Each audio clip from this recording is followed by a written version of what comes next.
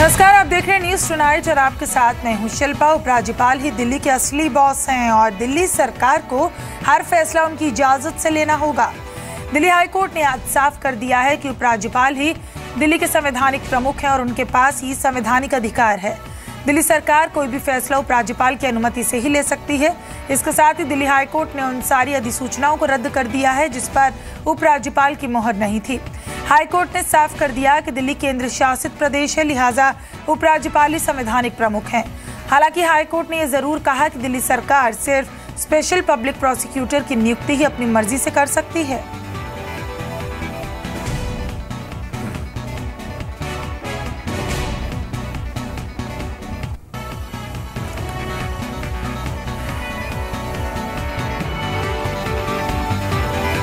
अब सबको वाज़ेह हो जाना चाहिए कि the Lieutenant Governor is not bound to accept the aid and advice of the Council of Ministers.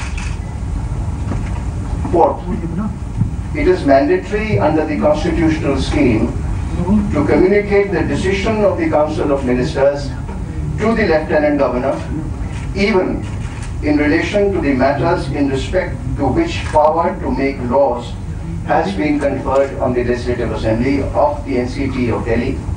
माननीय उच्च न्यायालय ने जिन भी परिस्थितियों को देखते हुए, जिन भी पक्षों को देखते हुए, जिन दलीलों को देखते हुए फैसला लिया, हम सुप्रीम कोर्ट में अपनी बात रखेंगे। सुप्रीम कोर्ट अल्टीमेट बॉडी है। जब केंद्र और राज्यों के बीच में इस तरह का कोई विवाद हो तो उसको सुलझाने के लिए, और इस देश में हम सुप्रीम कोर्ट में जाएंगे और कहेंगे कि इस फैसले से डेमोक्रेसी के सामने एक बड़ा सवाल खड़ा हुआ है। तो दिल्ली हाई कोर्ट के फैसले के खिलाफ दिल्ली सरकार सुप्रीम कोर्ट में अपील करेगी। आज आवश्यकता है उनको 10 दिन के कॉन्स्टिट्यूशनल क्रैश कोर्स की, कि उसमें वो जाएं और कॉन्स्टिट्यूशन की क्या क्या मान्यताएं हैं, और बार बार इन कानून को तोड़ना, बार बार इन कानून की अवहेलना करना, बार बार अपनी मर्जी से शासन चलाना। तो आज का दिन ये अराजकता वर्सेस जो कॉन्स्टिट्यूशन की लड़ाई है उसके लिए एक बड़ी जीत है। ये पहली बात तो मैं चलो केंद्रीय कर्मचारी की बात, एसीबी तो स्टेट कर्मचारी के ऊपर भी नहीं कर सकती। भ्रष्टाचार के ऊपर हमें पता है कि पिछले लगभग 1 साल से दिल्ली सरकार किसी के ऊपर कोई कार्रवाई कर ही नहीं सकती है। तो उसमें मुझे लगता है इसके अंदर कोई ऐसा आया नहीं है। जो वर्स्ट है वही है। वर्स्ट ये है कि हम दिल्ली सरकार को बिल्कुल भी किसी भी भ्रष्टाचार के खिलाफ कार्रवाई से रोका गया था, और मुझे लगता है वो इसको उन्होंने अपील किया है। हम सुप्रीम कोर्ट जाएंगे इसके लिए। अपना दायरे के बाहर जाकर के किसी के अधिकार क्षेत्र में हस्तक्षेप करना वो ठीक नहीं है। अधिकार सबको मिला हुआ है और अपने अपने काम को ठीक से करे, निभाए, तो देश के लिए अच्छा है, दिल्ली के लिए भी अच्छा है। गुजरात के नए मुख्यमंत्री का ऐलान कल हो सकता है। आज दिन भर अहमदाबाद में गुजरात के नए मुख्यमंत्री को लेकर कई बैठकें हुई। बीजेपी अध्यक्ष अमित शाह के अहमदाबाद पहुंचने से मुख्यमंत्री चुनने की प्रक्रिया तेज हो गई। आपको बता दें, नितिन पटेल मुख्यमंत्री की रेस में सबसे आगे। हालांकि मुख्यमंत्री के नाम की आधिकारिक घोषणा कल शाम को होगी। और इसी पर ज्यादा जानकारी दे रहे हैं हमारे संवाददाता केतन। देखिए, नितिन पटेल का ही नाम है ऐसा तो हम नहीं कह सकते, लेकिन हाँ इतना जरूर है कि किसी न किसी एक व्यक्ति का, एक विधायक का नाम बतौर मुख्यमंत्री के तौर पर चयन हो चुका है। लेकिन इससे पहले एक प्रक्रिया होती है जो कि लोकशाही प्रणाली के अनुरूप होती है। पहले कल विधायक दल की एक बैठक मिलेगी और वहाँ पर नाम दिए जाएंगे, और अगर कोई विधायक चाहे कि हम इसको बनाना चाहते हैं तब जाकर एक फॉर्मेलिटी होगी, वरना एक लाइन का व्हिप आएगा और कहा जाएगा कि इसी को हम मुख्यमंत्री के तौर पर चुने जाएंगे। तो कल 4 बजे कमलम में बैठक होगी जिसमें नितिन गडकरी रहेंगे जो एक ऑब्जर्वर के रूप में आएंगे। बाकी जो दिनेश शर्मा है गुजरात भाजपा के प्रभारी वो रहेंगे, और पार्टी के कुछ आला नेता रहेंगे। लेकिन उससे पहले विधायकों की बैठक हो जाएगी और कल 4 बजे के बैठक शुरू होने के आधे घंटे बाद ये नाम सामने आ जाएगा। अभी इस्लामाबाद में सार्क सम्मेलन के दौरान गृहमंत्री राजनाथ सिंह ने आतंकवाद के मुद्दे पर पाकिस्तान को खरी सुनाई। गृहमंत्री राजनाथ सिंह ने आतंकी बुरहान वानी को शहीद बताने के मामले पर पाकिस्तान पर निशाना साधा। कहा, आतंकी शहीद नहीं होते और न ही उनका महिमा मंडन किया जाना चाहिए। राजनाथ ने आतंकवाद को सबसे बड़ा खतरा बताया। कहा, आतंकवाद की निंदा नहीं बल्कि उसका खात्मा जरूरी है। इसके बाद पाकिस्तान के गृहमंत्री चौधरी निसार, जिन्हें लंच होस्ट करना था, वो नहीं पहुंचे। इससे नाराज होकर राजनाथ सिंह ने सार्क के लंच का बहिष्कार कर दिया और भारत लौट आए। इस बीच कश्मीर पर पाकिस्तान को संयुक्त राष्ट्र संघ से भी झटका लगा है। यूएन ने साफ कर दिया है कि कश्मीर भारत और पाकिस्तान के बीच का द्विपक्षीय मुद्दा है। यूएन ने कहा कश्मीर के मामले में कोई भी तीसरा पक्ष दखल नहीं देगा। पाक पीएम के सलाहकार सरताज अजीज ने यूएन को चिट्ठी लिखकर कश्मीर मुद्दे पर दखल की मांग की थी। तो राज्यसभा में संविधान संशोधन बिल पूर्ण बहुमत से पास होने के बाद जीएसटी को हकीकत में बदलने के लिए इसके रोड मैप पर काम शुरू हो गया। सरकार जीएसटी को 1 अप्रैल 2017 से लागू कराने की पूरी कोशिश कर रही है। इसके लिए सरकार जल्दी जीएसटी काउंसिल का गठन करेगी और जीएसटी के लिए जरूरी आईटी इंफ्रास्ट्रक्चर भी लगभग तैयार है। और सरकार का कहना है कि संसद के विंटर सेशन में जीएसटी बिल को पास कराने की पूरी कोशिश होगी। वित्त मंत्री अरुण जेटली का कहना है कि जीएसटी लागू होने से कई तरह के टैक्स हट जाएंगे, जिससे ट्रेडर्स को फायदा होगा। और वित्त मंत्री अरुण जेटली ने कहा कि जीएसटी लागू होने से ट्रेडर्स को फायदा होगा। वित्त मंत्री के मुताबिक जीएसटी लागू करने के लिए रोडमैप तैयार है और संसद के विंटर सेशन में जीएसटी बिल पास कराने की पूरी कोशिश होगी और इसे जल्द से जल्द लागू भी किया जाएगा। Once the GST is rolled out, doing business in India would be easier. It would help a very large body of traders, business people, also the citizens. अगर हम लंबे अर्जे में देखें तो टैक्स रेट नीचे आएगा और अगर टैक्स रेट नीचे आता है तो स्वाभाविक है कि बहुत चीजें और वस्तुएं ऐसी होंगी जिसकी दाम कम हो सकते हैं। आगे जो रोड मैप है, हम लोग प्रयास करेंगे कि शीघ्र से शीघ्र उसको पूरा करके जो प्रक्रिया चल रही है इसको लागू किया जाए। लोकसभा की दृष्टि से हम लोगों ने नोटिस दे दिया है, क्योंकि कुछ जो अमेंडमेंट्स एडिशनल की हैं राज्यसभा ने, वो लोकसभा में जानी होंगी। उसके बाद देश की 29 विधानसभाओं में यह जाएगा और जब वो स्थापित होगा तो काउंसिल की स्थापना करने के बाद हमारा तो टारगेट होगा कि अगले सत्र में जो विशेष कानून लाने हैं उन कानूनों को हम संसद के समक्ष ले आए। चलिए अब आपको बताते हैं कि आगे जीएसटी का रोड मैप क्या होने वाला है। जी हां, आगे अब क्या कुछ हो सकता है ये जानिए। कम से कम 15 राज्यों की विधानसभा में पास किया जाएगा और राष्ट्रपति की मंजूरी के बाद जीएसटी काउंसिल का गठन होगा। जीएसटी काउंसिल में केंद्र राज्य के प्रतिनिधि होंगे और जीएसटी काउंसिल ही इससे जुड़े कानून भी बनाएगी। GST council revenue neutral rate भी तय करेगा। RNR GST council revenue neutral rate तय करेगा और आरएनआर के बाद जीएसटी रेट का ढांचा भी तैयार किया जाएगा। तो जीएसटी रेट में केंद्र और राज्य सरकार का हिस्सा तय किया जाएगा और राज्यों को भी अपना जीएसटी कानून पास करना होगा। नियमों का ब्यौरा नोटिफाई किया जाएगा और प्रशासनिक ढांचा और टेक्निकल सपोर्ट भी तैयार किए जाएंगे। तो सरकार ने जीएसटी लागू करने के लिए रोड मैप तैयार किया है। इसके लिए आईटी इंफ्रास्ट्रक्चर तैयार है। जीएसटी को 1 अप्रैल 2017 से लागू करने की पूरी कोशिश है। इसके बारे में भी क्या राय मिल रही है ये बताएंगे, लेकिन अब आपको बता रहे हैं हम कि जो रेवेन्यू न्यूट्रल रेट है क्या होगा। जी हाँ, सिर्फ कमेटी की सिफारिशों के आधार पर जो लोअर रेट है 12%, उसके बाद स्टैंडर्ड रेट 17 से 18% सामान्य प्रोडक्ट्स पर और जो हाई रेट है 40% लग्जरी आइटम्स पर। तो सरकार ने जीएसटी लागू करने के लिए रोड मैप तैयार किया है। आईटी इंफ्रास्ट्रक्चर भी तैयार है और 1 अप्रैल 2017 से लागू करने की पूरी कोशिश भी है यहाँ सरकार की। It will go to the Lok Sabha and then of course there is a whole process of going to the states, getting it ratified, formation of the council and making the bill, and so the whole process, the entire roadmap has been laid out and it will be followed. State के जो finance departments और centre का जो revenue department, इन दोनों में empowered committee of finance ministers, under the aegis of empowered committee of finance minister, कई सारे मुद्दे जो इम्पॉर्टेंट इश्यूज है उसके ऊपर चर्चा जारी है। जीएसटी लेजिस्लेशन, जो जीएसटी लॉ है वो तैयार है, उसको पब्लिक डोमेन में वेबसाइट में भी डाल दिया गया है। जब जीएसटी काउंसिल फॉर्म हो जाएगा तो इसको जीएसटी काउंसिल के सामने पेश करके इसको जीएसटी काउंसिल में अडॉप्ट करेंगे। आईटी बैकबोन जो है वो बिल्कुल तैयार हो जाएगा। ट्रेनिंग के लिए भी डिटेल रोड मैप तैयार किया गया है। तो बहुत सारे काम है और बहुत सारे काम हो चुके हैं और 1/4/2017 से इसको लागू करने के लिए जो रोड मैप है वो तैयार है। जीएसटी के लिए संविधान संशोधन बिल पास होने से कॉर्पोरेट जगत भी खुश है।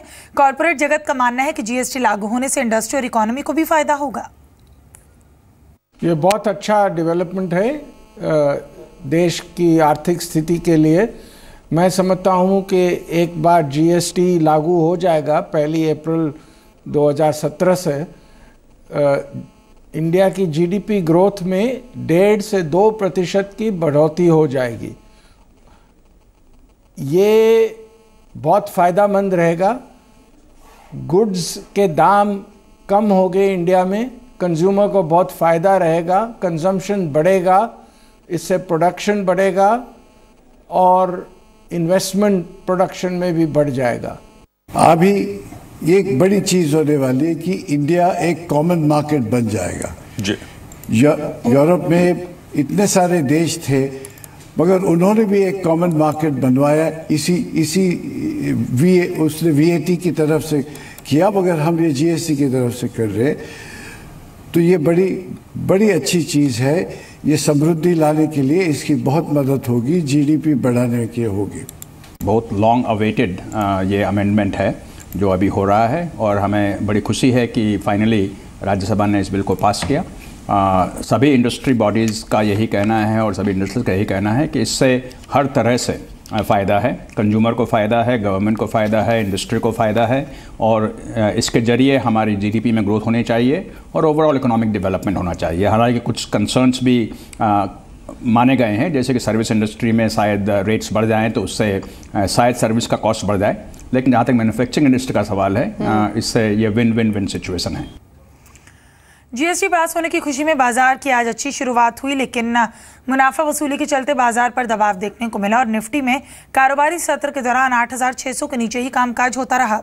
तो वहीं मिड कैप और स्मॉल कैप शेयर्स में खरीदारी देखने को मिली। कारोबारी सत्र के आखिरी घंटे में आई खरीदारी के चलते सेंसेक्स 17 और निफ्टी 6 अंक की बढ़त के साथ बंद हुए। रियल्टी, मेटल, ऑटो और फार्मा शेयर्स में खरीदारी रही। लॉजिस्टिक और कंज्यूमर ड्यूरेबल कंपनीज के शेयर्स पर दबाव देखने को मिला। मार्केट्स में काफ़ी एक अच्छी रैली हुई है post Brexit and there could be some possibility of correction which can't be ruled out. But अगर आप मीडियम टर्म से लॉन्ग टर्म देखेंगे तो काफ़ी इंतजार के बाद में कॉर्पोरेट अर्निंग्स में एक सुधार आना चालू हुआ है। काफ़ी टाइम के बाद में ऑटोमोबाइल के नंबर अच्छे आए हैं, इलेक्ट्रिसिटी कंजम्पशन के नंबर अच्छे आए हैं, ऑर्डर बुक के नंबर अच्छे आए हैं। तो काफ़ी समय के बाद एक इम्प्रूवमेंट का नज़र आता हुआ नज़र आ रहा है और जो भी पिछले 1.5-2 साल में सरकार ने कदम उठाए हैं उसका इम्पैक्ट आने वाले समय में और अच्छा होने वाला है। तो और जीएसटी का जो आज कल पास हुआ है उसका भी इम्प्लीमेंट अगले साल से होने की वजह से एक स्ट्रक्चरल ग्रोथ का एनवायरनमेंट वापस बनता हुआ नजर आएगा। रिलायंस इंडस्ट्रीज के चेयरमैन मुकेश अंबानी ने लगातार 8वें साल अपनी सालाना सैलरी 15 करोड़ रुपए पर कायम रखी है। हालांकि इस दौरान कंपनी के सभी एग्जीक्यूटिव डायरेक्टर्स की सैलरी बढ़ी। रिलायंस इंडस्ट्रीज की 2015-2016 की सालाना रिपोर्ट के मुताबिक मुकेश अंबानी ने 2008-2009 से अपनी सालाना सैलरी, अलाउंसेस और कमीशन 15 करोड़ रुपए पर कैप रखा। मुकेश अंबानी की सालाना सैलरी 38 करोड़ 75 लाख रुपए अप्रूव्ड है और 2015-2016 में अंबानी की कुल सालाना रिम्यूनरेशन में 4 करोड़ 16 लाख रुपए सैलरी, 60 लाख रुपए के अलाउंसेस, 71 लाख रुपए के रिटायरमेंट बेनिफिट और 9 करोड़ 53 लाख रुपए मुनाफे पर कमीशन शामिल है। अंबानी ने 2009 में अपनी सैलरी पर कैप लगा दिया था, तब से उनकी सालाना सैलरी 15 करोड़ रुपए है। तो विजय माल्या की संपत्ति में बैंक फंस कर रह गए हैं। आज मुंबई में हुई किंगफिशर हाउस की नीलामी एक बार फिर से नाकाम रही। किंगफिशर हाउस बंद हो चुकी है। किंगफिशर एयरलाइंस का हेडक्वार्टर है और इससे पहले मार्च में किंगफिशर हाउस की नीलामी की कोशिश हुई थी, लेकिन ऊंचे रिजर्व प्राइस की वजह से नीलामी नाकाम रही। इस बार किंगफिशर हाउस की नीलामी के लिए रिजर्व प्राइस 150 करोड़ से घटाकर 135 करोड़ रुपए कर दिया गया, लेकिन इस बार भी किंगफिशर हाउस के लिए कोई खरीदार नहीं मिला। 17,000 स्क्वायर फीट में बना किंगफिशर हाउस मुंबई एयरपोर्ट के पास विले पार्ले में है। माना जा रहा है कि खरीदारों ने 135 करोड़ रुपए के रिजर्व प्राइस को भी ज्यादा बताया।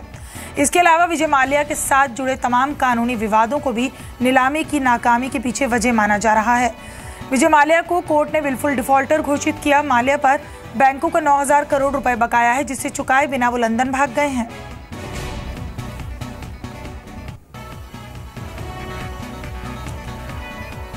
तो माल्या से बकाया रकम वसूलने के लिए केवल किंगफिशर हाउस ही नहीं, कुछ और संपत्तियों की नीलामी भी होने जा रही है।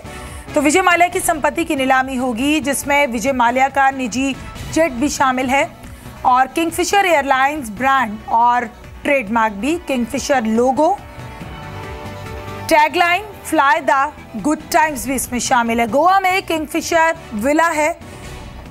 Toyota Innova, Corolla, Honda city समेत 8 गाड़ियां हैं विजय माल्या की, जो उनकी संपत्ति में शामिल है, जो नीलाम होगी बैंकों का बकाया चुकाने के लिए।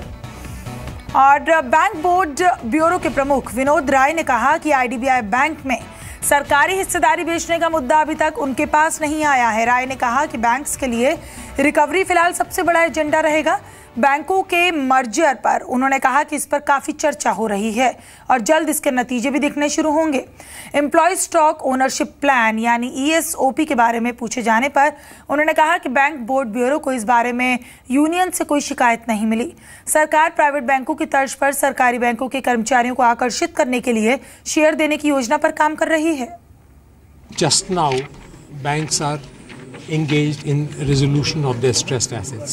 So what we are proposing to do is resolve that quickly first, because we don't want to saddle banks with greater issues regarding, consolidation is not a small issue. It requires a huge amount of resources in terms of human resources. So it will come by and by. Work is in progress and we'll figure out some methods by which it is done, but in due course. Recovery is absolutely on top of the agenda so that the lending process can start again. निवेशकों से पैसे लेकर चंपत हो जाने वाली companies की अब खैर नहीं। रिजर्व बैंक ने ग्राहकों को जागरूक बनाने के लिए सेशन नाम से वेबसाइट लॉन्च की और इस वेबसाइट के जरिए लोगों को पता चल सकेगा कि जिस कंपनी या संस्था में वो पैसे जमा कर रहे हैं उसे रेगुलेटर से मान्यता मिली है या नहीं। इसके अलावा वेबसाइट पर डिपॉजिट लेने वाली कंपनीज के बारे में शिकायत दर्ज करने का विकल्प भी होगा। रिजर्व बैंक ने इसके अलावा राज्यों और फाइनेंशियल रेगुलेटर्स के बीच बनी कोऑर्डिनेशन कमेटी SLCC की वेबसाइट भी लॉन्च की है। इस वेबसाइट के जरिए फाइनेंशियल रेगुलेटर्स राज्यों को फर्जी कंपनीज के बारे में आगाह कर सकेंगे और कौन कौन सी संस्थाएं बिना रजिस्ट्रेशन या बिना किसी रेगुलेटर की मंजूरी के ग्राहकों से पैसे जुटा रही हैं। राज्यों को इसकी सटीक और तुरंत जानकारी मिल जाएगी। Website becomes very important because this gives the public the ability to send information directly to the regulators. Doesn't such thing is happening in my area. Now, once we get information on this website and we have some preliminary investigation suggesting there's a misuse of public faith, we can actually move into action using the investigative as well as law enforcement agencies which are part of the SLCC. RBI ने देश में household finance की स्थिति को समझने के लिए committee बनाई है। ये कमेटी देश में लोगों की वित्तीय स्थिति को समझने और भविष्य में उसके मुताबिक प्रोडक्ट लाने पर सुझाव देगी, जैसे किस तरह भविष्य में लोगों के लिए पेंशन प्लान और होम लोन जैसे प्रोडक्ट की जरूरत होगी और किस तरह के प्रोडक्ट बनाए जाने चाहिए। कमेटी इसका भी रास्ता सुझाएगी कि किस तरह लोगों का रुझान सोने से हटाकर दूसरे फाइनेंशियल प्रोडक्ट की ओर लाया जाए। कमेटी अपनी रिपोर्ट में दुनिया के दूसरे देशों को ट्रेंड भी बताएगी। कमेटी की अगुवाई ऑक्सफोर्ड यूनिवर्सिटी के फाइनेंशियल इकोनॉमिस्ट के प्रोफेसर तरुण रामदोरोई करेंगे। तो मार्केट रेगुलेटर सेबी ने पॉन्जी स्कीम के जरिए बड़े पैमाने पर मनी लॉन्ड्रिंग की आशंका जताई। सेबी के whole time member S Raman ने मीडिया से बातचीत में कहा कि उन्हें इस बात का आश्चर्य हो रहा है कि सहारा मामले में अभी तक बड़ी संख्या में लोग क्लेम करने क्यों नहीं आ रहे। उन्होंने कहा कि सहारा मामले में सेबी के पास बड़ा अमाउंट जमा है, लेकिन दावेदार नहीं आ रहे। रमन ने कहा कि इससे सवाल खड़ा हो रहा है कि सेबी की तमाम कोशिशों के बावजूद बड़ी संख्या में दावेदार क्यों नहीं आ रहे। आपको बता दें, सहारा और सेबी के बीच लंबे समय से विवाद जारी है और सेबी के पास सहारा की 11,272 करोड़ रुपए जमा है, लेकिन सेबी निवेशकों को सिर्फ 55 करोड़ रुपए लौटा पाया। एक बार फिर आ गया Zee business market excellence award. Equity और कमोडिटी एनालिस्ट के लिए सबसे बड़ा अवार्ड 2010 से लगातार जी बिजनेस दे रहा है इंडस्ट्री का सबसे प्रतिष्ठित पुरस्कार, और इसमें प्रधानमंत्री नरेंद्र मोदी और राष्ट्रपति प्रणब मुखर्जी भी शिरकत कर चुके हैं। इस बार फिर जी बिजनेस निवेशकों को भारी कमाई करने वाले ब्रोकरेज हाउसेस को सम्मानित करेगा। इक्विटी के साथ कमोडिटी से जुड़े ब्रोकरेज हाउस की उपलब्धि को